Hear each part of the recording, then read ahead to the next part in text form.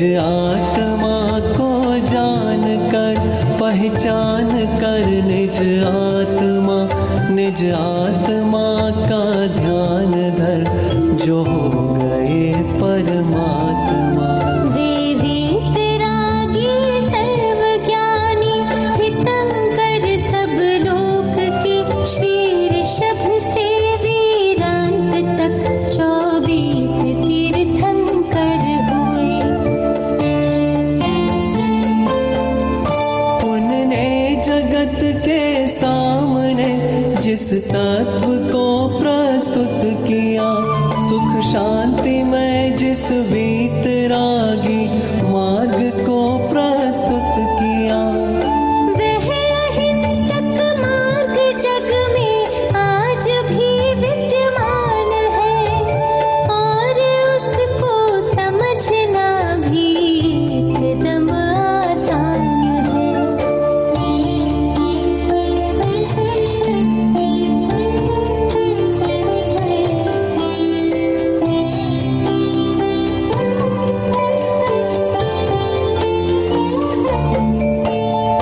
ऋषभ से वीरांत तक नम कर सभी को भाव से उनके बताए मार्ग को उत्साह से अति चाव से। निज चित्त शुद्धि के लिए अत्यंत निर्मल भाव से तत्व चिंतन कर रहा हूँ सहज ही सद्भाव से। यदि पढ़े कोई चाव से गहराई से अध्ययन करे पठन पाठन करे मन से भाव से चिंतन करे और उसको लाभ हो तो होए मेरा चित्त भी प्रसन्न है हे बंधुवर हम सभी अनुमोदन करें।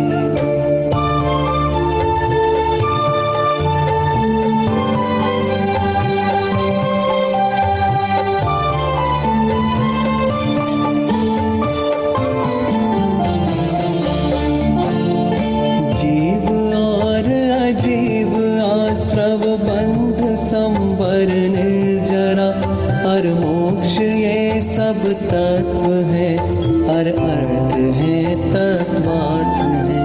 इनका विमल श्रद्धा दर्शन ज्ञान सम्यक ज्ञान है और दर्शन ज्ञान में निज में रमणता ध्यान है।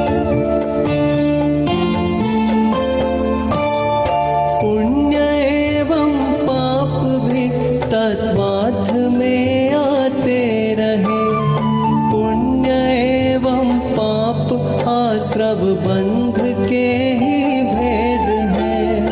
पुण्य आश्रव पाप आश्रव इस तरह से बंध में हम पुण्य बंधरु पाप बंधरु भेद करते रहे हैं।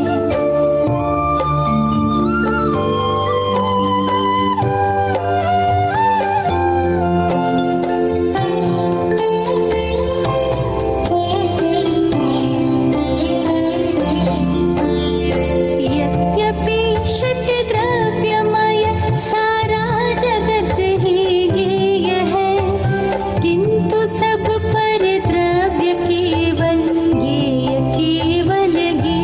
है। आत्मा के विकारी परिणाम आश्रव बंध भी रे पुण्य एवं पाप भी तो ये है पर है।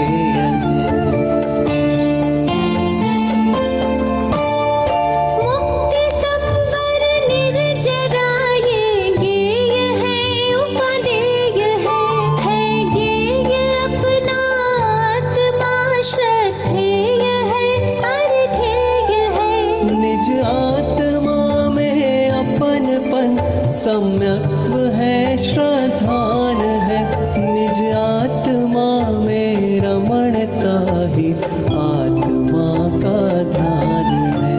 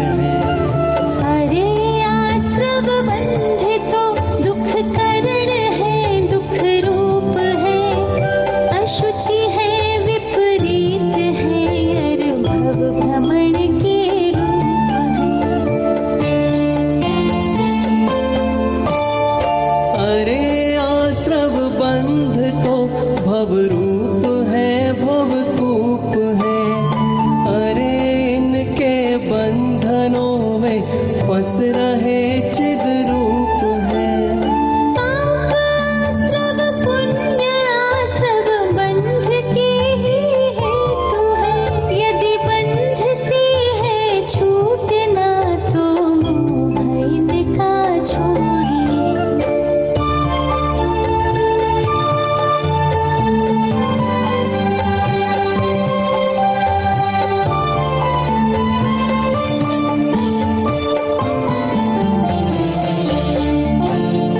पुण्य को भी पापवत ही हेय कह कर आपने पुण्य का अपमान प्रियवर कर दिया है आपने। संसार में सुख शांति दाता स्वर्ग दाता पुण्य है। परंपरा से कहें तो अपवर्ग दाता पुण्य है। आश्रव है हेय एवं बंध भी जब हेय है। मुक्ति रमा की प्राप्ति में इनका न रंच प्रदेय है। जब सभी आश्रव हेय है, सब बंध भी जब हेय है। उन पाप उनके भेद है, अतएव वे भी हेय है।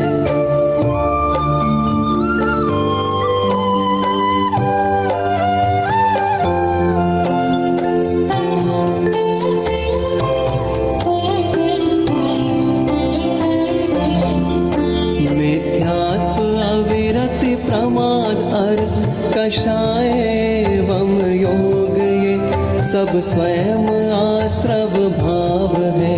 अर बंध के सब हेतु है। पुण्य एवं पाप सब बस इन्हीं भावों से बंधे। क्योंकि ये सब भाव ही तो बंध के कारण कहे। कर्म बंधन होए इनसे, कर्म ना इनसे कटे। बंध के ये पांच हेतु, पुण्य भी इनसे बंधे। बंध के जो हेतु वे सब मुक्ति मग के हेतु ना। मुक्ति के है हेतु जो वे बंध के हो हेतु ना।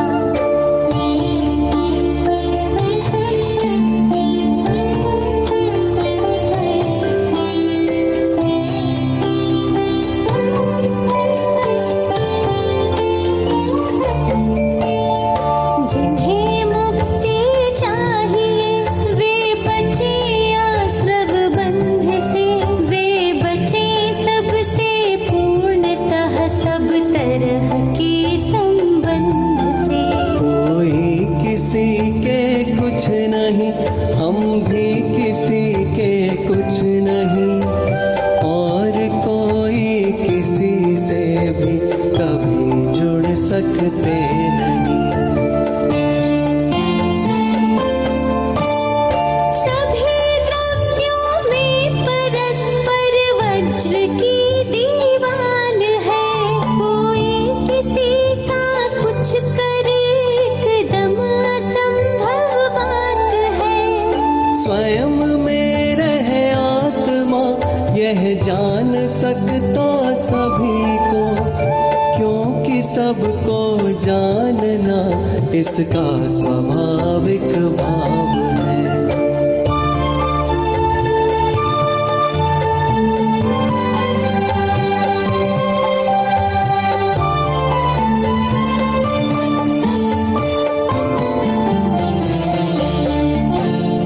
सभी अपने में रहे, सब स्वयं में ही परिणमे है। अपरिणामी तत्वतः परिणमन हो पर्याय में। जीव बदले स्वयं में पर वह अजीव नहीं बने।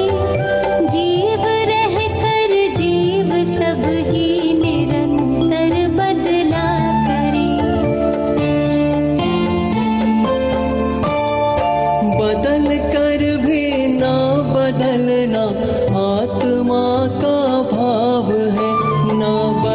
कर भी बदल जाना, यही आत्म स्वभाव है। अपेक्षा समझे बिना कुछ भी समझ ना आएगा, अपेक्षा के समझते सब समझ में आ जाएगा।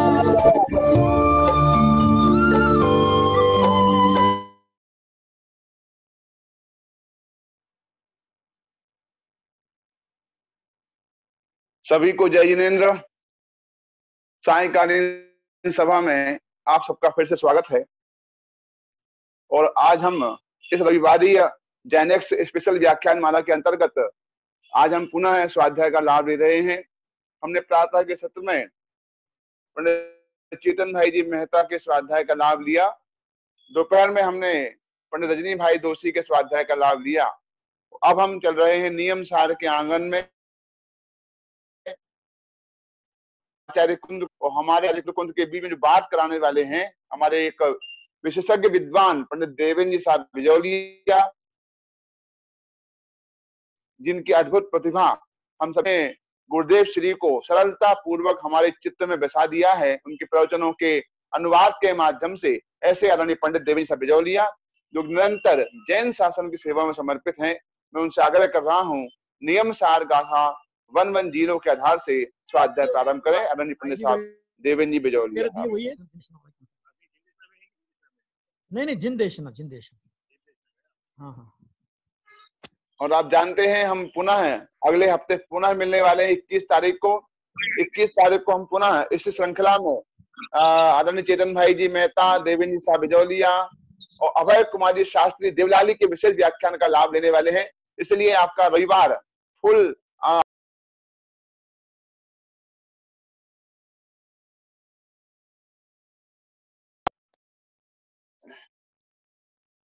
लगातार आप इस श्रृंखला का लाभ लेते रहे, ऐसी हमारी आपसे भावना है। और हम बिजौलिया चल रहे हैं आदरणीय पंडित साहब के पास में, वहां पर उनके स्वाध्याय का लाभ ले रहे हैं। बिजौलिया में पंडित देवेंद्र जी साहब बिजौलिया साहब। आपका माइक बंद है भाई साहब देवेंद्र जी, आपका माइक बंद है। हाँ कर दिया, हो गया। अब भाई आ रही है आवाज? आगे भाई साहब आगे। अच्छा ठीक जी।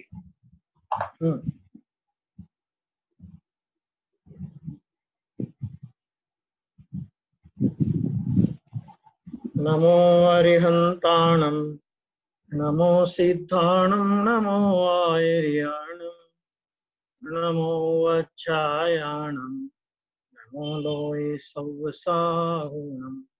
मंगलम भगवान वीरो, मंगलम गौतमो गणी, मंगलम कुंद कुंदार्यो, जैन धर्मोस्तु मंगलम। सर्वमंगल मांगल्यम, सर्वकल्याणकारिकम, प्रधानम सर्वधर्माणां, जैनम जयतु शासनम, जैनम जयतु शासनम। णम्यूणजिणं वीरम्, अनन्तवर्णानि दंसन् सहावम्, वोच्छामिणीयं सारं, केवली शुद्ध केवली भयम्। भगवान कुंद आचार्य देव के द्वारा निज भावना के निमित्त जिस महान परमागम की रचना हुई, ऐसा यह नियम सार नाम का महान परमागम है। नियम सार माने नियम से करने योग्य, जो सम्यक दर्शन ज्ञान चारित्र और उसमें विपरीत के परिहार के लिए सार शब्द का प्रयोग आचार्य देव ने किया। ऐसा महान गंभीरतम शास्त्र है ये। और इसमें आचार्य देव क्या अपने को बताना चाहते हैं, किस शुद्धात्मा के स्वरूप तक अपने को वो पहुंचाना चाहते हैं, जितनी इस पर चर्चा की जाए उतनी कम है। गुरुवाणी मंथन शिविर में 71-72 नंबर के कलश पर हम लोगों ने चर्चा की। उसके बाद रविवारीय स्वाध्याय के क्रम में पिछली बार अपन ने नियम सार की 110 नंबर की गाथा पर चर्चा शुरू की थी और उस समय आपसे एक अनुरोध किया था कि जो पूज्य गुरुदेव श्री का 123 नंबर का प्रवचन है, आप सभी लोग 1980 का प्रवचन है, सभी लोग उसे अनिवार्य रूप से सुन लेंगे। बहुत अद्भुत प्रवचन है और उस प्रवचन का एक संस्मरण भी मुझे बाद में पता लगा, वो आपके सामने शेयर करता हूं आपके साथ। पूज्य गुरुदेव श्री के देहावसान के बाद, उनके देह परिवर्तन के बाद, जब गुरुदेव की जन्म शताब्दी महोत्सव मनाया गया था, तब ये प्रवचन सोनगढ़ में लगा पहली बार और इस प्रवचन को सुनकर बहिश्री ने बहुत प्रमोद व्यक्त किया कि ऐसे गिने चुने प्रवचन, देखिए विषय वस्तु पर तो गुरुदेव के प्रवचन अपने को मिलते ही हैं, लेकिन कभी कभी कुछ प्रवचनों में विषय वस्तु के साथ में इतने भाव विवल होकर के ज्ञानी धर्मात्माओं के कुछ ऐसे उद्गार निकल पड़ते हैं जो अपन लोगों को वास्तव में प्रेरक होते हैं। गुरुदेव श्री ने इस प्रवचन में कहा कि भाई आ तो मुर्दा उबा थई जाए एवी बात है। ये कहकर के वो क्या कहना चाहते हैं, कोई शमशान के मुर्दों को खड़े होने की बात नहीं कह रहे हैं। मुर्दा माने जो अपने आत्म स्वरूप को नहीं जानता,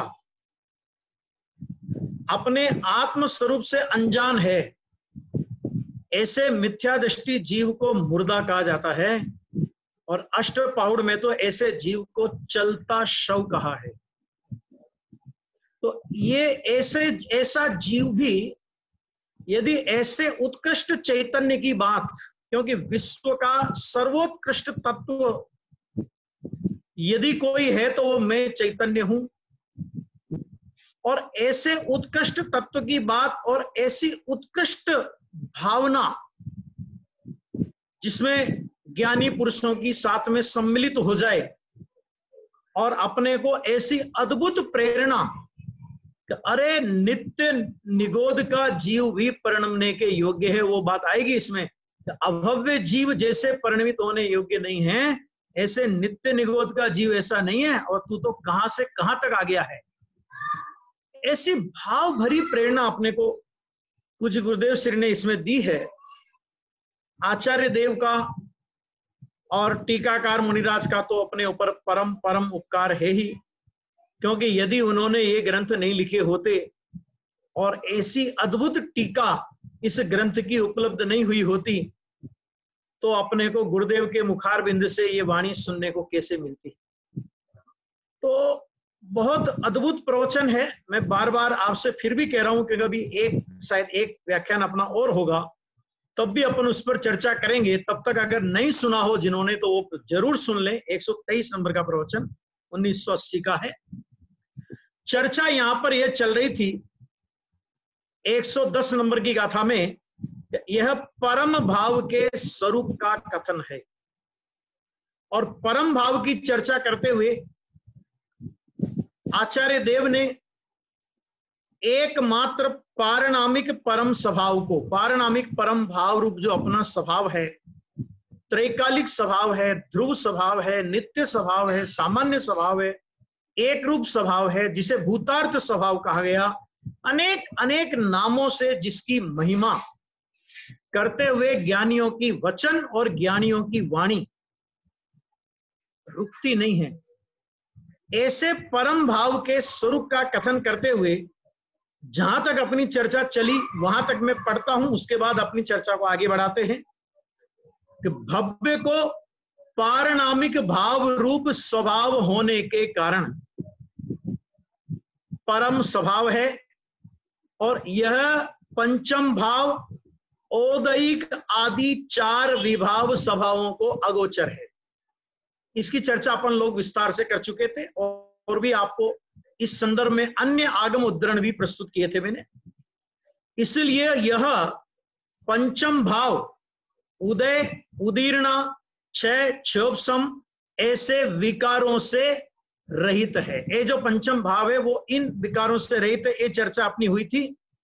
इस कारण से इस एक को परम पना है। देखो 4 भाव जो औदैहिक आदि 4 भाव हैं, जो कर्म की अपेक्षा रखते हैं, चाहे सद्भाव की अपेक्षा रखे और चाहे अभाव की अपेक्षा रखे, लेकिन वो जो परम पारिणामिक स्वभाव है कि वो परम पारिणामिक स्वभाव उन चारों भावों के सद्भाव और अभाव की अपेक्षा नहीं रखता। कर्म के सद्भाव और अभाव की तो अपेक्षा रखता ही नहीं, लेकिन कर्म के निमित्तक, कर्म निमित्तक जो औदैहिक आदि भाव हैं, तो उन भावों से भी वो पार है, क्योंकि वे 4 भाव, अरे छायिक भाव को भी आचार्य देव अपरम भाव कहते हैं, और एकमात्र परम भाव अगर कोई है तो वो परम पारिणामिक भाव है, जो कि त्रैकालिक शुद्ध ध्रुव स्वभाव है। उस परम पारिणामिक भाव को परम भाव कहते हैं, और उसकी अपेक्षा से 4 भावों को अपरम भाव कहते हैं। ये चर्चा अपन ने ली थी, फिर से थोड़ा रिवीजन कर देता हूं कि जब परम पारिणामिक भाव, देखो परम पारिणामिक भाव माने एक और द्रव्य रूप परम पारिणामिक भाव और दूसरी ओर पर्याय रूप भाव, जब इन दोनों की परस्पर में तुलना की जाएगी तो एकमात्र परम पारिणामिक भाव माने जो परम स्वभाव है, जिसको परम पारिणामिक भाव कहते हैं, जिसको शुद्ध अंत तत्व कहते हैं, जिसे कारण परमात्मा कहते हैं, जिसे कारण समय सार कहते हैं, अनेक अनेक नाम आपको मिलेंगे इस नियम सार में, कि वह एकमात्र परम भाव है। परम भाव माने उत्कृष्ट भाव है। और जब उसकी सामने 4 भावों की चर्चा करेंगे तो चारों के चारों भाव, क्योंकि जब छायिक भाव को अपरम भाव कह दिया तो और भावों के संबंध में बात करने की, विचार करने की, सोचने की कोई आवश्यकता नहीं रहती। हाँ, पर्याय रूप भावों में जब चर्चा करें तो छायिक भाव को परम भाव कहते हैं, तो अन्य को अपरम भाव कहते हैं। वो सारी चर्चा अपनी हुई थी और मैंने उस संबंध में आपके सामने नयों का प्रयोग करके भी इस बात को रखने का प्रयास किया था। तो वो यहाँ पे कहते हैं कि उस एक को परम पना है, शेष 4 विभावों को, विभाव का अर्थ क्या किया था, वि माने विशेष भाव, और जब ये विशेष भाव अपरम भाव है तो जो सामान्य भाव है वो परम भाव है। जब इनको अपरम भाव कहेंगे, इनको विशेष भाव कहेंगे, तो पर्याय रूप भावों को विशेष भाव, तो उस परम भाव को कहेंगे सामान्य भाव। तो इन 4 विभावों को अपरम भाव है। फिर कहा सकल कर्म रूपी विष वृक्ष के मूल को उखाड़ देने में समर्थ, ऐसा यह परम भाव। ये एक जरा समझने का विषय है कि जब आप एक तरफ कहते हो कि 4 भाव भी उस स्वभाव में, उस स्वभाव की अपेक्षा से अपरम भाव है और स्वभाव में वे नहीं है, तब फिर समस्त कर्म रूपी विष वृक्ष के मूल को उखाड़ देने में समर्थ, ऐसा यह परम भाव। तो जब ये परम भाव मूल को, मूल विष वृक्ष के, कर्म रूपी विष वृक्ष के मूल को उखाड़ देने में समर्थ, ये कहकर के क्या कहना है हमको? देखो, नियम सार की एक शैली है और उस शैली से अगर हम परिचित नहीं होंगे तो ऐसे प्रश्न अपने को कदम कदम पर खड़े होंगे, है ना। जैसे नियम सार के 38 नंबर की गाथा के 54 नंबर के कलश में एक बात आई कि जो समस्त पाप रूपी वृक्ष को उखाड़ देने के लिए कुठार समान है, और वहां चर्चा किसकी चल रही है? कि चर्चा चल रही है उस शुद्ध ध्रुव तत्व की, उस कारण स्वभाव की चर्चा चल रही है ना, जो नष्ट होने योग्य भावों से दूर है। इस शब्द का प्रयोग वहां पर किया, अर्थात जो अनादि अनंत ध्रुव तत्व है, अनादि अनंत ध्रुव भाव है, उसकी चर्चा चल रही है। और वहां पर उन्होंने कहा कि पाप रूपी वृक्ष के मूल को उखाड़ देने में कुठार के समान। गुरुदेव श्री ने उसका बहुत अच्छा अर्थ किया कि भाई उखाड़ देने के लिए कुठार के समान का मतलब क्या है कि भाई उस परम स्वभाव में ये पाप रूपी वृक्ष है ही नहीं। पाप रूपी वृक्ष माने क्या, ये भी समझ लीजिए जरा कि नियम सार में जहां जहां पाप शब्द का प्रयोग किया वहां पुण्य और पाप दोनों को मिला करके उनका एक नाम पाप दिया है। और गुरुदेव श्री के प्रवचन सुनेंगे तो आपको यह अर्थ बिल्कुल ख्याल में आ जाएगा। क्यों? क्योंकि ये ग्रंथ मुनिराज ने निज भावना के निमित्त लिखा। तो मुनिराज की जीवन में पाप नहीं है, लेकिन पुण्य के परिणाम में भी जब वे आते हैं तो शुद्धोपयोग से उनको च्युत होना पड़ता है, बहिर्द्रव्यों का अवलंबन लेना पड़ता है। इसलिए मुनिराज पुण्य को भी पाप कहते हैं। तो वहां पर जहां जहां पुण्य पाप शब्द का प्रयोग नियम सार करता है वहां वहां पुण्य और पाप दोनों लेना। वहां कहा कि पुण्य के भी वो पाप रूपी वृक्ष को उखाड़ने के लिए कुठार के समान है। इसका मतलब क्या? अरे उस स्वभाव में ये पुण्य पाप के परिणाम है ही नहीं, उसको एक अपेक्षा से उखाड़ने में समर्थ कहा। यानी उसका अवलंबन ले तो परिणति में भी ये नहीं रहेंगे। इसी तरह यहां कहा कि समस्त कर्म रूपी विश्व वृक्ष के मूल को उखाड़ देने में समर्थ। यानी क्या मतलब कि उस परम स्वभाव में, जिसको यहां पर परम स्वभाव कहा गया है, उस परम स्वभाव में कर्म रूपी विश्व वृक्ष है ही नहीं,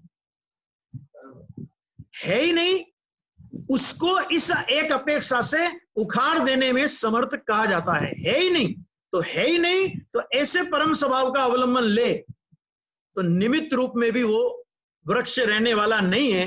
तो ऐसा बोला जाता है कि वृक्ष को उखाड़ देने में समर्थ ऐसा यह परम भाव त्रिकाल निरावरण। यहां तक अपनी चर्चा उस दिन हुई थी। अब यहां से अपनी चर्चा आगे बढ़ती है कि त्रिकाल निरावरण निज कारण परमात्मा के स्वरूप की श्रद्धा से प्रतिपक्ष तीव्र मिथ्यात्व कर्म के उदय के कारण कुबुद्धि को सदा निश्चय से विद्यमान होने पर भी अविद्यमान ही है। ये बहुत समझने का बिंदु है ये कि क्या कहा कि वो जो परम स्वभाव है वो कैसा है। तो उन्होंने कहा त्रिकाल निरावरण। निरावरण मतलब होता है जिस पर कोई आवरण नहीं है। अब निरावरण दो तरह का होता है। एक निरावरण वो होता है जो आवरण का अभाव करके निरावरण की दशा प्रकट होती है। आवरण का अभाव हुआ और निरावरण दशा प्रकट हुई। तो वो जो प्रकट होने वाली निरावरण दशा है कि वो त्रिकाल निरावरण नहीं है, क्योंकि आवरण का अभाव हुआ। पहले आवरण था, अभी आवरण का अभाव हुआ। और ये जो परम स्वभाव है ये कैसा है कि जिसमें किसी प्रकार का आवरण आज तक आया ही नहीं, क्योंकि परम स्वभाव को कभी आवरण नहीं होता। आवरण होता है एक समय की पर्याय में, और आवरण का अभाव होकर के निरावरण दशा जो प्रकट होती है कि वो प्रकट होने वाली निरावरण दशा भी एक समय की पर्याय है। और उस एक समय की पर्याय को, चाहे वो आवरण रूप एक समय की पर्याय रूप दशा हो, चाहे वो आवरण का अभाव करके प्रकट होने वाली निरावरण अर्थात क्षायिक भाव की दशा हो, उस आवरण और निरावरण दशा को इस गाथा में अपरम भाव कहा गया है।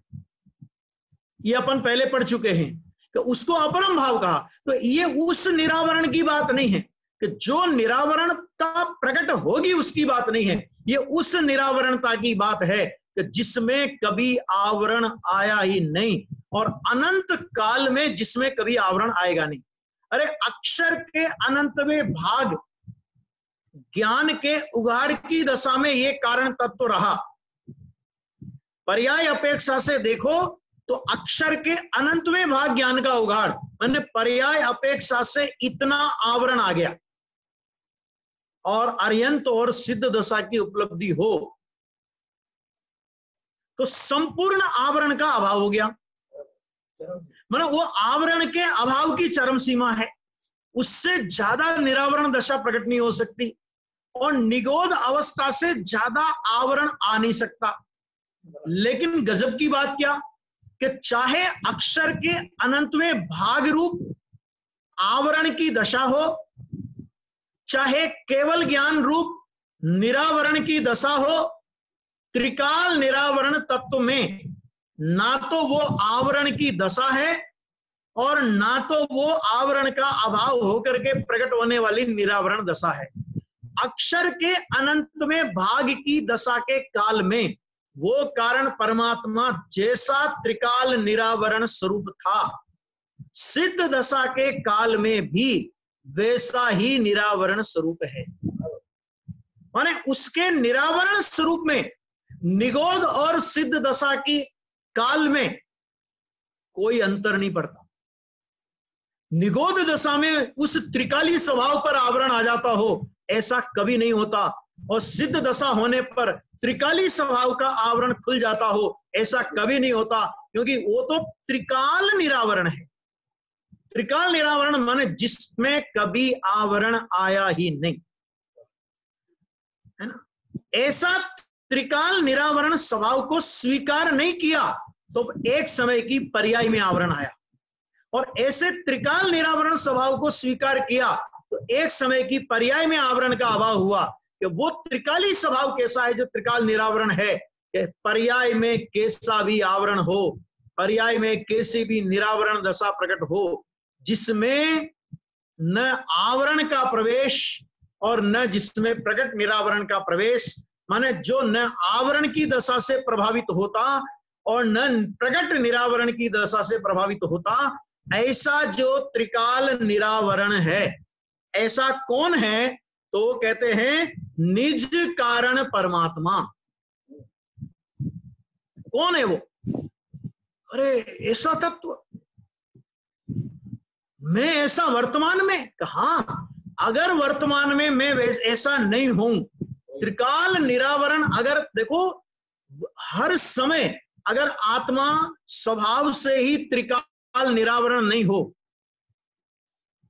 और अगर वो आवरण वाला हो, तो आवरण वाले तत्व की आवरण रूप परिणति, वो तो स्वभाव परिणति हो जाएगी। न्याय समझना जरा, कि अगर स्वभाव त्रिकाल निरावरण नहीं हो तो त्रिकाल निरावरण नहीं होगा तो कैसा होगा? वो आवरण संयुक्त होगा, आवरण युक्त होगा। तो आवरण युक्त की आवरण युक्त परिणति हुई तो वो तो फिर स्वभाव परिणति हो जाएगी, आवरण स्वभाव। लेकिन क्योंकि वो त्रिकाल निरावरण है और परिणति में आवरण है, तो परिणति का आवरण इस बात को प्रसिद्ध करता है कि इस परिणति ने त्रिकाल निरावरण स्वभाव की कितनी विराधना की कि इस परिणति में इतना आवरण आ गया कि अक्षर के अनंत में भाग ज्ञान का उगाड़ रह गया। अरे केवल ज्ञान तो आत्मा के त्रिकाल निरावरण स्वरूप को प्रसिद्ध करता ही है, क्योंकि जैसा त्रिकाल निरावरण स्वरूप है वैसा पर्याय में परिणमन होना, इसका नाम पर्याय में निरावरण दशा की प्राप्ति। कि वो तो त्रिकाल निरावरण स्वरूप को प्रसिद्ध करता ही है, लेकिन सच तो यह है कि निगोध के अक्षर के अनंत में भाग ज्ञान के उगाड़ की दशा, माने इतने तीव्र आवरण की दशा, वो भी आत्मा त्रिकाल निरावरण स्वरूप है, इस बात को प्रसिद्ध करता है। देखो भाई, आचार्य कुंद कुंद कितना अजब गजब का तत्व अपन लोगों को दे गए हैं। मुनिराज पद्म प्रमलधारी देव कितनी अजब गजब की बात अपने को बता के गए हैं, और गुरुदेव श्री ने इस बात को किस मस्ती के साथ अपन लोगों के साथ में रखा है, अपन लोगों को समझाने के लिए 45 वर्ष तक उन्होंने ये दुंदुभी नाद किया है। इसके बाद भी अगर अपने को प्रश्न खड़े होते हो, किंतु वगैरह लगते हो अपने चित्त में, अपने को ये लगता हो कि नहीं नहीं नहीं इतनी ऐसी बातें करेंगे तो लोग थोड़ा स्वच्छंदी हो जाएंगे, लोग थोड़े निश्चयवासी हो जाएंगे, थोड़ा ऐसा तो होना चाहिए, ऐसा तो होना चाहिए। अगर इस तरह का अगर अपने मन में रंच मात्र भी सल्ले होती हो तो वो सल्ले निकाल देना, क्योंकि ये मार्ग सच में आत्मा की आराधना का मार्ग है।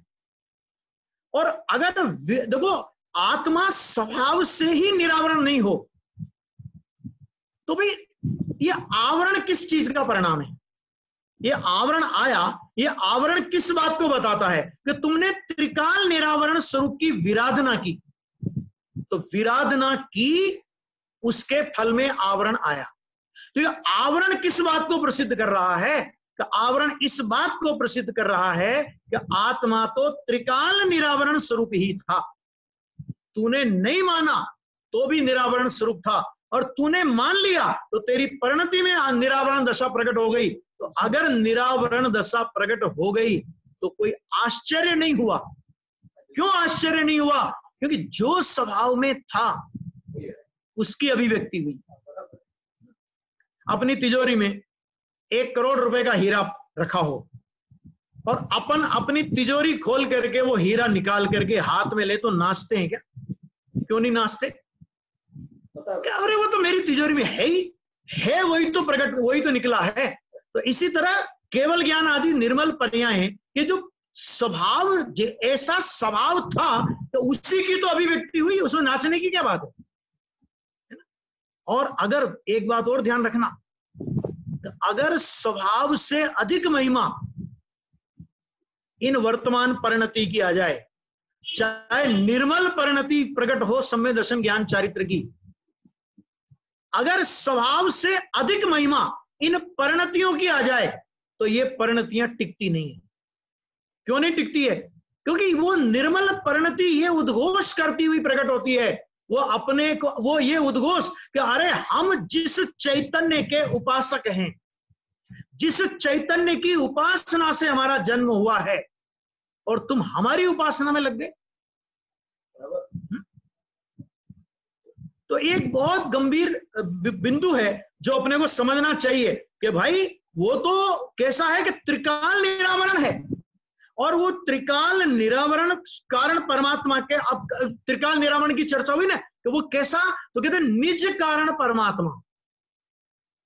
कारण परमात्मा शब्द नहीं लिखा अकेला, निज शब्द लगाया, क्योंकि कारण परमात्मा में कोई दूसरे परमात्मा की और किसी की नजर जाए तो कहते हैं कि कारण परमात्मा माने निज कारण परमात्मा, और निज कारण परमात्मा की श्रद्धा। निज कारण परमात्मा की श्रद्धा माने क्या? कि मैं कारण परमात्मा हूं। जो परिणति ये श्रद्धा करती है, देखो श्रद्धा, ज्ञान, आचरण सारी सक्रियता परिणति में होती है। श्रद्धा करना परिणति में होता है। ज्ञान परिणति, जो भी क्रिया होगी वो सारी क्रिया परिणति में होगी। लेकिन वो सक्रिय परिणति ये स्वीकार करती है कि मैं निष्क्रिय ध्रुव चैतन्य तत्व हूं। परिणति सक्रिय है, लेकिन उस सक्रियता में सक्रियता का स्वीकार नहीं है। सक्रियता में निष्क्रिय ध्रुव तत्व का स्वीकार, और इस रूप में मैं निष्क्रिय ध्रुव तत्व हूं। यह है श्रद्धा का स्वरूप। श्रद्धा को श्रद्धा नहीं दिखे, मात्र श्रद्धेय दिखे, उसका नाम है श्रद्धा। सम्यक श्रद्धा उसका नाम है कि जिस श्रद्धा में श्रद्धा नहीं दिखती, उसे श्रद्धा में श्रद्धेय दिखता है। ऐसा जो उसको कहते हैं सम्यक दर्शन। तो यहां पे कहा कि कारण परमात्मा के स्वरूप की श्रद्धा। देखो कारण परमात्मा तो बना बनाया है, श्रद्धा की पर्याय को कारण परमात्मा में कोई अतिशयता पैदा नहीं करनी है। अरे उस कारण परमात्मा को कारण परमात्मा बनाना नहीं है, कारण परमात्मा हूं ऐसा मात्र स्वीकार करना है। तो वो कहते हैं कि स्वरूप की श्रद्धा और उस स्वरूप की श्रद्धा से क्या हुआ कि श्रद्धा से प्रतिपक्ष। अब श्रद्धा से प्रतिपक्ष क्या है कि कारण परमात्मा में अपनापन नहीं होकर अन्य कहीं भी अपनापन हो, कहीं भी, यहां तक कि उस अपनेपन की पर्याय में भी अपनापन हो। जो श्रद्धा का काम अपनापन करना है ना, ध्रुव तत्व में अपनापन करती है वो, अर्थात अपने को ध्रुव रूप मानती है कि अगर उस परिणति में भी अपनापन हो तो उसको बोलेंगे मिथ्या दर्शन। ये उस मिथ्या दर्शन की बात नहीं, बाहर वाले मिथ्या दर्शन की। यहां कहते हैं अपने स्वरूप की श्रद्धा से प्रतिपक्ष।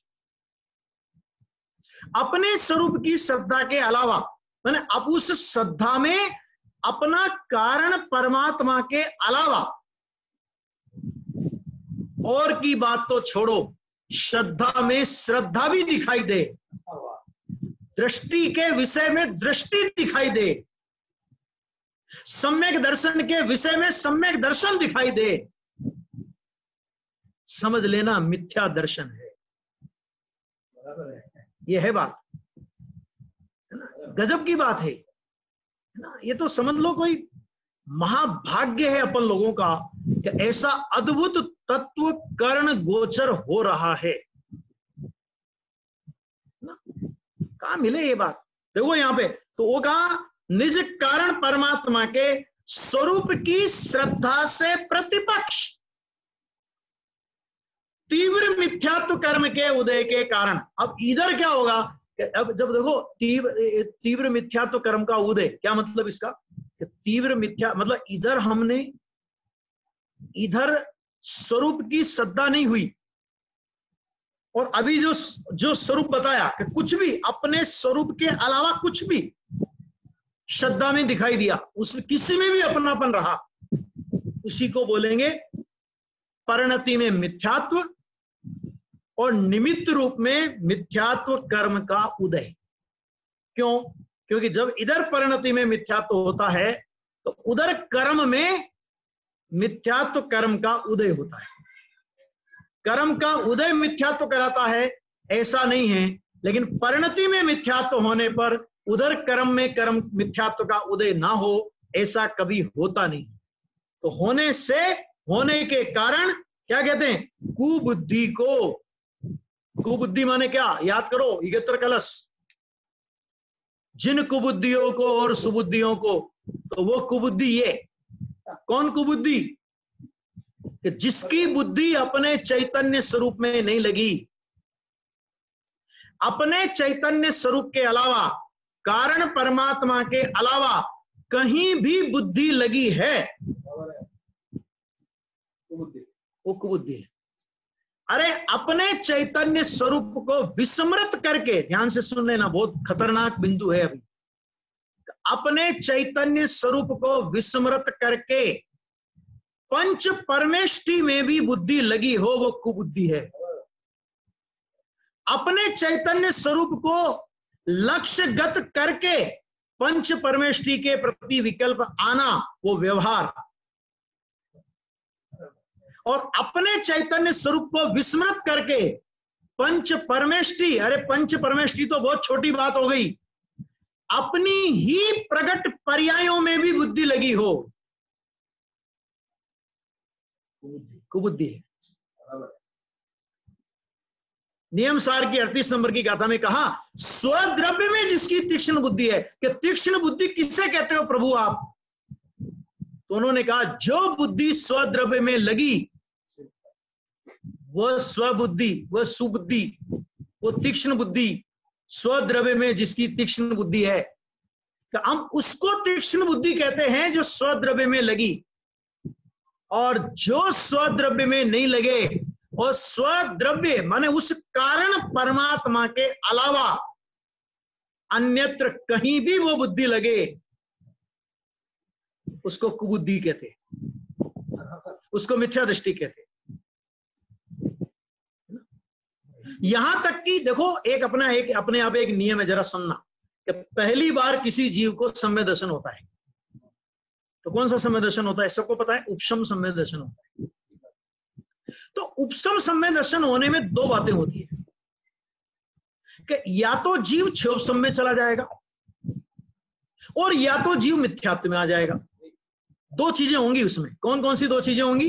कि या तो वो क्षोभसम सम्यक प्राप्त कर लेगा, तो उपसम सम्य दर्शन में ज्यादा काल नहीं रह सकता, तो या तो वो क्षोभसम सम्यक में चला जाएगा और या तो वो मिथ्या दर्शन में वापस आ जाएगा।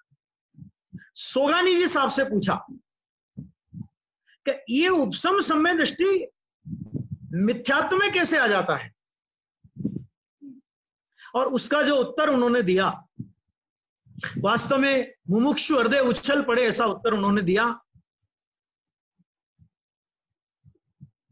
और देने योग्य भी है, क्योंकि गुरुदेव की एक वचन से एक दिन में सम्यक्त की योग्यता जिन्होंने प्राप्त कर ली है ना, तो उनका तो उत्तर कोई जबरदस्ती होगा।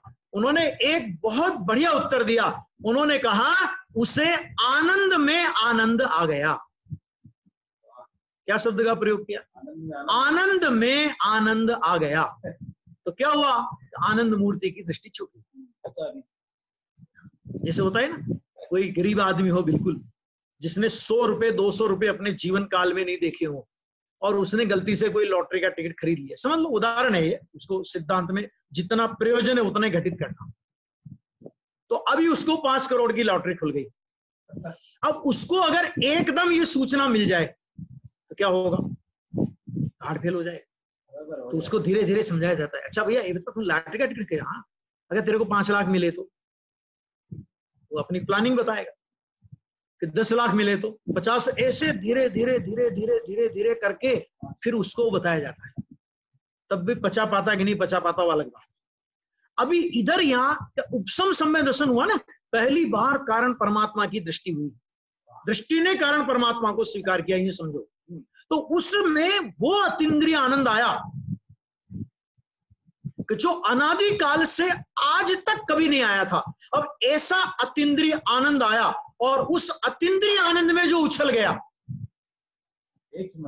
एक समय के प्रगट अतीन्द्रिय आनंद में जिसे आनंद आ गया, वाह, उस अतीन्द्रिय आनंद के प्रति जिसे वाहपना आ गया, तो कहते भाई जब ये एक समय के प्रगट अतीन्द्रिय आनंद में इसको अजीर्ण हो गया तो ये आनंद मूर्ति को नहीं बचा पाया।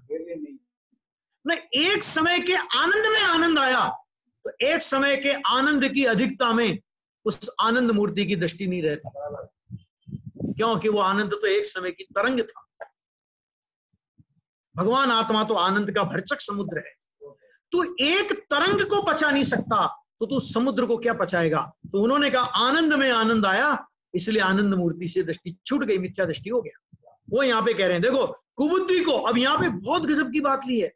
क्या लिखा कि ऐसे उदय के कारण कुबुद्धि को, अब कुबुद्धि को है क्या कि सदा निश्चय से विद्यमान होने पर भी, अब ये कोमा लगाइए, फिर उसके बाद लिखा कि सदा निश्चय से विद्यमान होने पर भी। देखो कारण परमात्मा तो निश्चय से वास्तव में सदा विद्यमान है, कुबुद्धि को भी विद्यमान है, सुबुद्धि को तो विद्यमानता का पता भी पड़ गया, लेकिन कुबुद्धि को भी निश्चय से विद्यमान होने पर भी क्या हुआ? अविद्यमान ही है। ये कह क्या कहना चाहते हैं कि वो स्वभाव विद्यमान होने पर भी अगर तेरी दृष्टि में स्वभाव नहीं आया, तेरे ज्ञान में नहीं आया, तेरी अनुभूति में नहीं आया, तो उस स्वभाव विद्यमान होने पर भी तेरे लिए अविद्यमान ही है। स्वभाव नहीं चला गया, लेकिन स्वभाव की विद्यमानता का स्वीकार जिसको नहीं है, विद्यमान अस्तित्व का जिसने स्वीकार नहीं किया, तो स्वभाव के रूप में विद्यमान है, लेकिन तेरे लिए विद्यमान होते हुए भी आचार्य भगवान कहते हैं कि वह अविद्यमान ही है।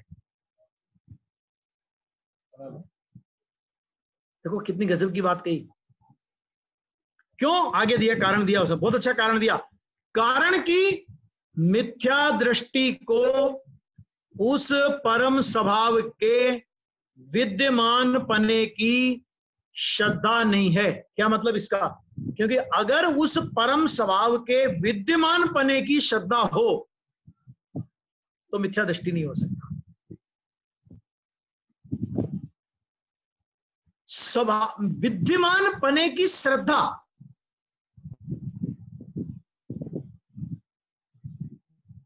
ज्ञानी को होती है। अर्थात यूं कहें अपन कि जिसे उस विद्यमान पने की श्रद्धा होती है कि ये मैं कारण परमात्मा त्रिकाल निरावरण विद्यमान तत्व, ऐसी जिसे श्रद्धा होती है सच में वो ज्ञानी होता है। ज्ञानी को विद्यमान की श्रद्धा होती है, ये तो कहने की भाषा, लेकिन सच में जिसे विद्यमान स्वभाव की श्रद्धा होती है उसका नाम ज्ञानी। और जिसको विद्यमान स्वभाव की श्रद्धा नहीं होती, इसका मतलब क्या? स्वभाव तो विद्यमान है लेकिन विद्यमानता की तुझे श्रद्धा नहीं है, तो आचार्य कहते हैं कि वो उसका नाम कुबुद्धि। उस अज्ञानी को स्वभाव विद्यमान होते हुए भी विद्यमान नहीं है, स्वीकार नहीं है। देखो एक बात समझना कि ये चारित्र का ग्रंथ है। स्वभाव की विद्यमानता से भी ज्यादा महत्व इस बात का है कि विद्यमानता की स्वीकृति हो। क्यों? क्योंकि स्वभाव की विद्यमानता से लाभ नहीं होने वाला है, स्वभाव की विद्यमानता की स्वीकृति। आनंद उसकी विद्यमानता की स्वीकृति में से प्रकट होगा। आनंद का वेदन उस विद्यमान स्वभाव की स्वीकृति में से आएगा। इसी प्रकार की भाषा का प्रयोग 6 नंबर की गाथा में समय सार में कहा, जहां प्रमत्त और अप्रमत्त दशा से रहित एक ज्ञायक भाव को शुद्ध कहा गया, वहां पर आचार्य भगवान ने कहा पर से भिन्न उपासित होता हुआ शुद्ध कहलाता है। क्या मतलब इसका? कि शुद्ध नहीं है क्या? कि शुद्ध तो है लेकिन शुद्ध का पता लगे बिना तेरे लिए शुद्ध नहीं है। क्या मतलब? कि तू जो शुद्ध भी बोलता है आत्मा को, तो तू अपने बल पर नहीं बोलता, तू जिनवाणी के बल पर बोलता है, तू भगवान की वाणी के बल पर बोलता है, तू गुरु की वाणी के बल पर बोलता है, तू सुनी सुनाई बोलता है। दूसरी भाषा में कहें तो तू आत्मा के बारे में जानता है, शास्त्र के माध्यम से आत्मा के बारे में जानता है, लेकिन सच में आत्मा को नहीं जानता। आत्मा ऐसा है, आत्मा वैसा है। शास्त्र के माध्यम से अनेक प्रकार के आत्मा के भंग भेद पहलू अपन जाने, लेकिन जब तक उस आत्मा का स्व संवेदन पूर्वक अंतर्मुख होकर के स्व संवेदन नहीं हो, तब तक हम आत्मा को नहीं जानते। जिनवाणी के माध्यम से बोला, तो जिनवाणी के माध्यम से हमने बोला कि आत्मा शुद्ध है, तो वो तो जिनवाणी का शुद्ध हुआ, वो तो समय सार का शुद्ध आत्मा हुआ, वो तो कुंद कुंद का शुद्ध आत्मा हुआ, वो तो अमृतचंद्र आचार्य का शुद्ध आत्मा हुआ, वो तो गुरुदेव का शुद्ध आत्मा हुआ। हमारे लिए शुद्ध कब? कि जिन कुंद कुंद आचार्य ने, अमृतचंद्र आचार्य ने, गुरुदेव ने आत्मा को शुद्ध अनुभव करके शुद्ध बोला है। कारण परमात्मा हूं ऐसा विद्यमान अस्तित्व को स्वीकार करके उसकी अस्थि की घोषणा की है। जब तक अपनी विद्यमान अस्थि की हमें भी स्वसन्मुख होकर उसकी अस्थि का स्वीकार न हो, तब तक हमारे ये वचन सच में ज्ञानियों से लिया गया उधार है। ये हमारी पूंजी नहीं है। हमारी पूंजी कब होगी? कि जब हम स्वयं स्वसन्मुख होकर उस शुद्धात्मा का अनुभव करके शुद्धता का परिणमन प्रकट करेंगे, तब हमारी कमाई वो कहलाएगी। ये तो ज्ञानियों की कमाई खा रहे हैं हम। आज्ञा जब ये बात कही जाती है क्या अविद्यमान ही है, क्योंकि उसको कारण परमात्मा को मिथ्या दृष्टि के स्वरूप के विद्यमान पने की श्रद्धा नहीं है। तो अभी किसी जीव को ये लगे तो भाई साहब ये तो बहुत ऊंची बात है, ऐसा तो हमें हो ही नहीं सकता, हम तो परिणमन करने के लायक ही नहीं है। बहुत से लोगों को तो ये भी शंका होती है कि पता नहीं हम भव्य होंगे कि अभव्य होंगे। अरे बहुत प्रकार के जीव हैं जगत में ना, बहुत प्रकार के जीवों को यह शंका होती है। बहुत से जीव ये कहते हैं कि भैया कितनी बातें कर लो, आत्मा का अनुभव करने की तो अपने में क्षमता नहीं है। उस बात से जो हम हतोत्साहित हो गए, पंचम काल में आत्मा का अनुभव हो ही नहीं सकता, वर्तमान में तो मात्र शुभोपयोगी होता है, इत्यादि इत्यादि प्रकार से जिनागम के विरुद्ध जो प्ररूपणाएं चल रही हैं, उन प्ररूपणाओं को सुन सुनकर अगर अपना उत्साह ठंडा पड़ गया हो तो आचार्य देव अगले पैरे में अपने को उत्साह जागृत करते हैं। एक बात और समझो कि आचार्य देव आत्मा के अनुभव की प्रेरणा आचार्य देव ने कितनी जगह अपने को की है कि विद्यमान है ना। देखो खजाना नहीं हो, दो जिसके पास खजाना नहीं हो और वो दरिद्रता का दुख भोगे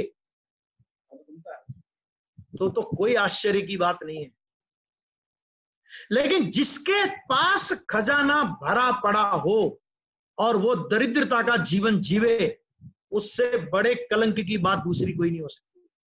हमारा स्वभाव से परमात्मा नहीं होता और हम पामरता का जीवन जीवें, कोई बात नहीं थी, लेकिन हमारा स्वभाव, हम स्वभाव से परमात्मा होने पर भी मात्र परमात्मा हूं ऐसे अस्थि के स्वीकार किए बिना पामरता का जीवन जीवें, पर्याय में पामरता का जीवन जीवें, ये हमारे लिए शोभा की बात नहीं। और आचार्य देव अगर हमें आत्मा का अनुभव करने की प्रेरणा देते हैं, अगर आत्मा का अनुभव करने की बात करते हैं, वो ये कहते हैं कि तू परिणमने के योग्य है, और अगर हम ये कहते हैं कि नहीं मैं ये काम नहीं कर सकता, आपको पता है हम किसकी बुद्धि पर प्रश्न चिन्ह लगा रहे हैं।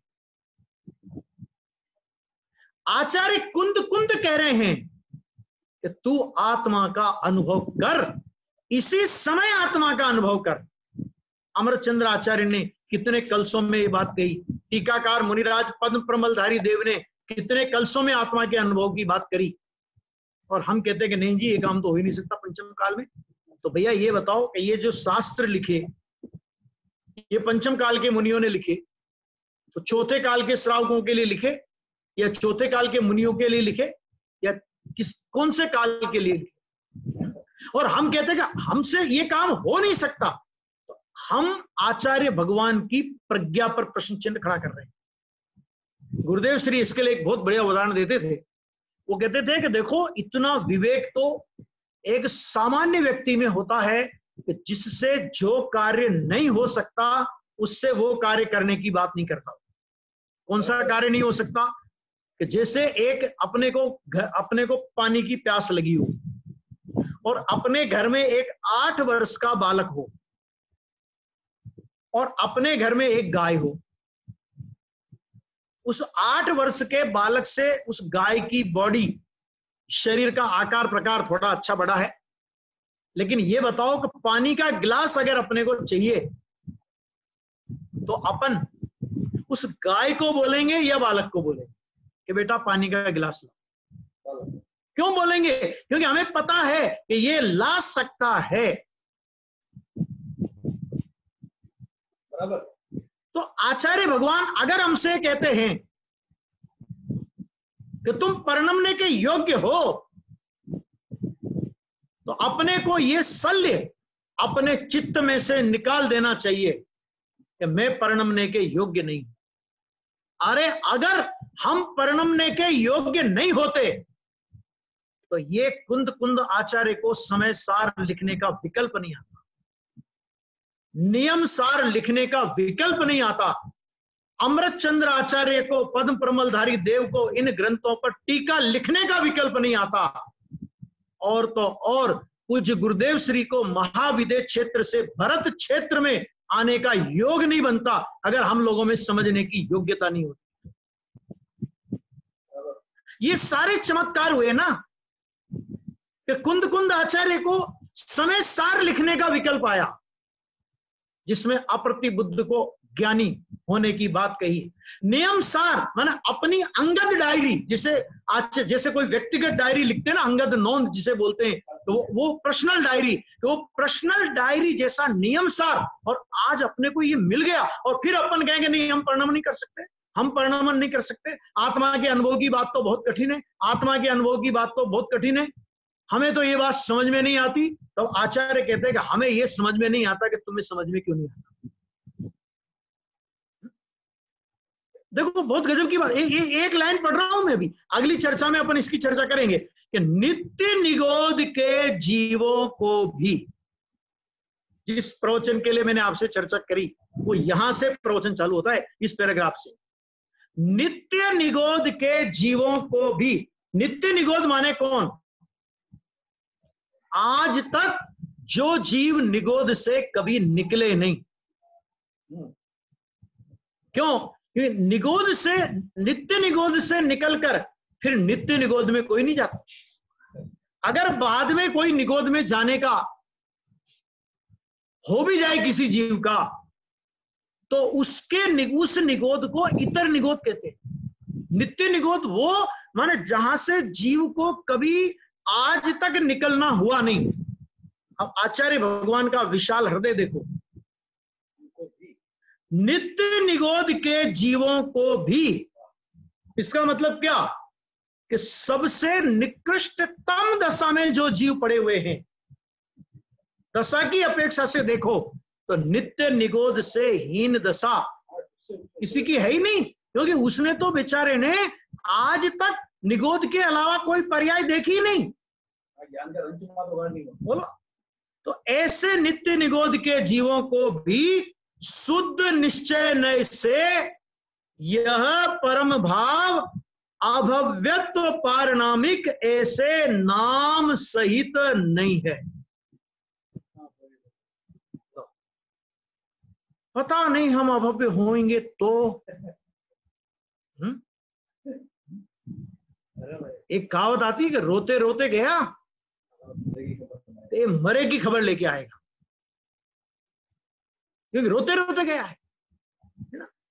अरे जिनवाणी की ऐसी बात अपने कान में पड़े, शुद्धात्मा की ऐसी बात कान में पड़े, और हम भव्य नहीं होंगे तो, हम अभव्य होंगे तो। अब आचार्य की बात सुनो कि नित्य निगोद के जीवों को भी, अरे अभव्य राशि बहुत अल्प है। और मैंने जब नियम सार का ये पहली स्वाध्याय पिछली बार किया था तब ये बात कही थी कि अपन लोग जितने भी आज इस समझ लो सभा में जुड़े हुए हैं, निश्चित रूप से अपन लोग भव्य हैं, कोई अभव्य नहीं है। नहीं वो तो केवल ज्ञानी जाने, केवल ज्ञानी तो जब जानेंगे जब जान लेंगे, केवल ज्ञानी तो जानते हैं। लेकिन अपने को इतना दृढ़ विश्वास आना चाहिए कि केवल ज्ञानी मेरे को भव्य ही देखते हैं। आचार्य भगवान कहते नित्य निगोद के जीवों को भी शुद्ध निश्चय नय से वह परम भाव अभव्यत्व पारणामिक ऐसे नाम सहित नहीं है। बोलो कितना उछाला आना चाहिए ये बात सुन के। हाँ, परंतु शुद्ध रूप से ही है। आगे तो और कहने वाले, उसका जो द्रव्य स्वभाव है, उसका जो परम भाव है, जो नित्य निगोद में प्रति समय स्वभाव की विराधना रूप पर्याय से परिणम रहा है, वो प्रति समय स्वभाव की विराधना रूप पर्याय से परिणमने वाले जीव का भी स्वभाव कैसा है कि उसका स्वभाव भी शुद्ध रूप से ही है।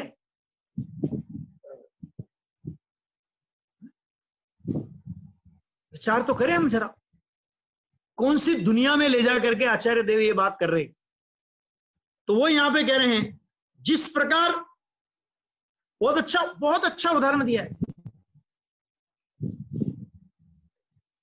जिस प्रकार मेरु के अधोभाग में स्थित सुवर्ण राशि को भी सुवर्णपना है, उसी प्रकार अभव्यों को भी परम भावपना है, वह वस्तुनिष्ठ है, व्यवहार योग्य नहीं। क्या मतलब इसमें कि जैसे सुवर्ण राशि मैंने जो अपना जो सुमेरु पर्वत है ना, इस सुमेरु पर्वत के नीचे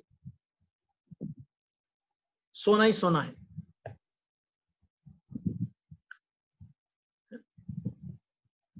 तो कितना सोना है? 1 लाख योजन का। गुरुदेव ने तो बहुत कैलकुलेशन निकाला इसका। तो कहते देखो 1 लाख योजन का ऊंचा है और 1 लाख योजन भी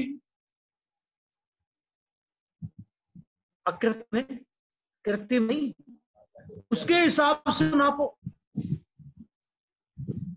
अब जब इतना चौड़ा, इतना लंबा, इतना ऊंचा, उसकी चौड़ाई कितनी होगी?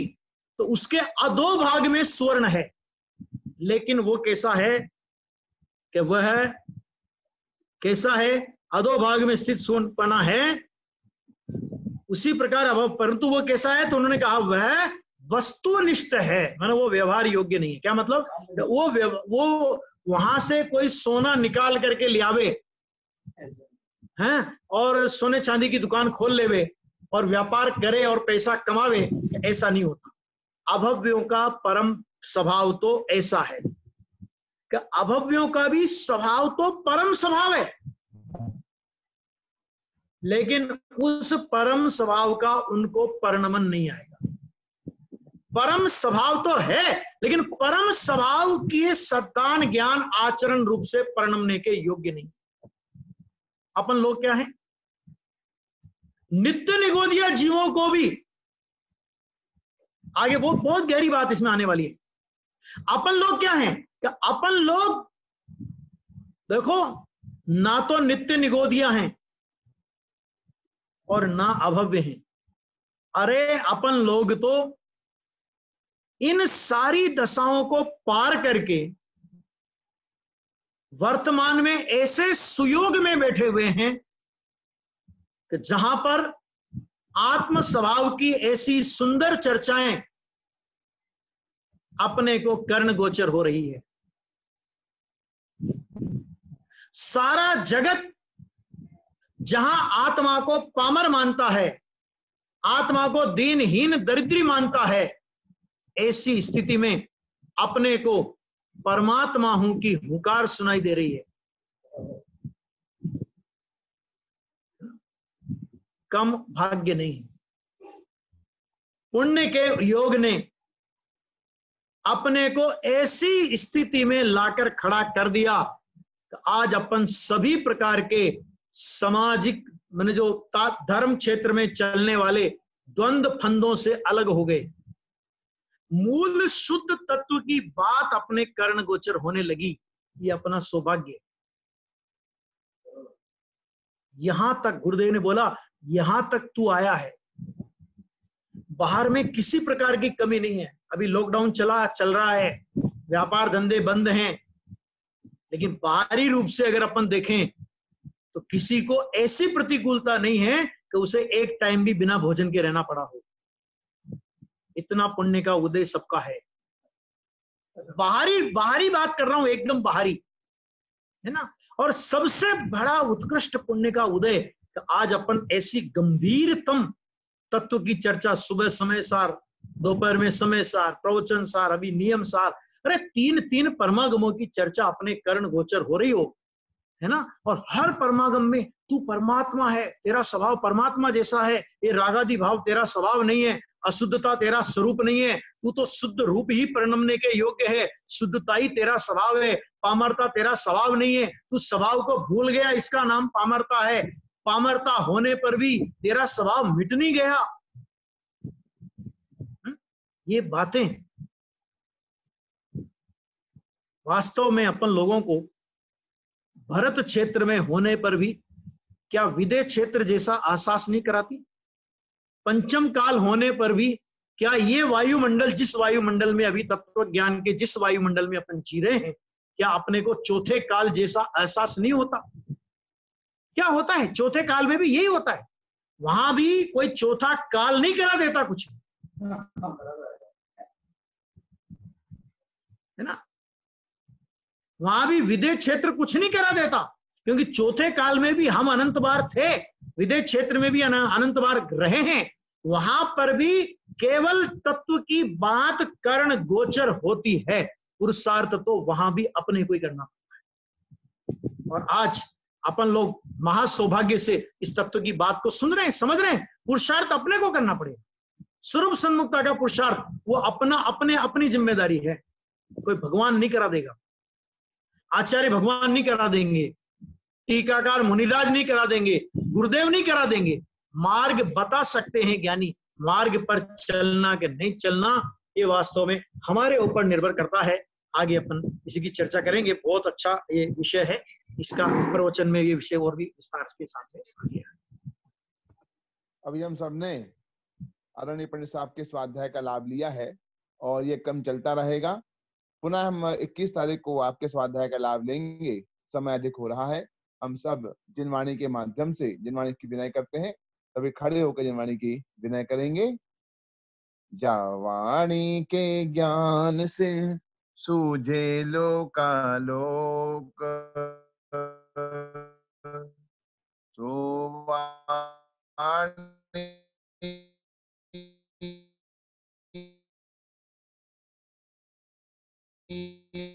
मस्तक न तेरी शरणा गहे, सो पावे सुख चैन। द्वारसांगमयी मंगलकारी जिनवाणी माता की जय हो। भवनाशक महामंगलमय जैन शासन की जय हो, जय हो, जय हो। पुनः मिलेंगे हम 21 जून को प्रातः, दोपहर और शाम के सत्र में स्वाध्याय के साथ। आप पुनः आमंत्रित हैं। जय जिनेन्द्र।